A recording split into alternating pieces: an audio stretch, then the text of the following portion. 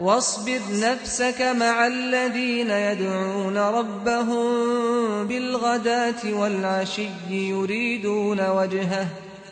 يُرِيدُونَ وَجْهَهُ وَلَا تَعْدُ عَيْنَاكَ عَنْهُمْ تُرِيدُ زِينَةَ الْحَيَاةِ الدُّنْيَا وَلَا تُطِعْ مَنْ أَغْفَلْنَا قَلْبَهُ عَن ذِكْرِنَا وَاتَّبَعَ هَوَاهُ وَكَانَ أَمْرُهُ فُرُطًا